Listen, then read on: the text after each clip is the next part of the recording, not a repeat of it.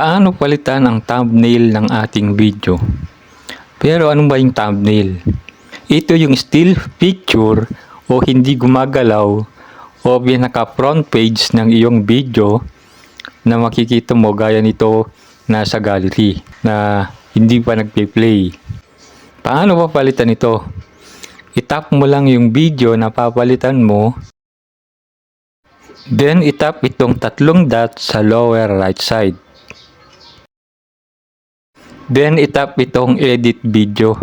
Then i-tap yung picture sa upper left side. Sa part na to, pwede mo na rin gawin ito before ka mag-upload ng video.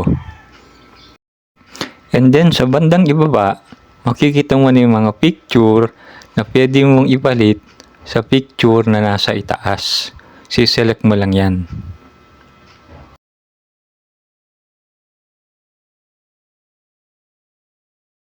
After na ma-select yung portion na gusto mo, i-tap mo lang yung save sa upper right corner.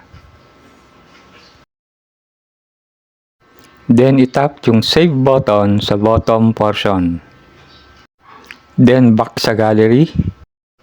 Then i-refresh lang para ma-update na yung bagong thumbnail. Okay, so that's it.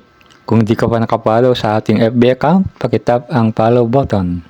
At kung nasa YouTube ka naman, pakisubscribe ang ating channel. Or kahit simpleng like and comments na lang po, okay na ako doon. Thank you.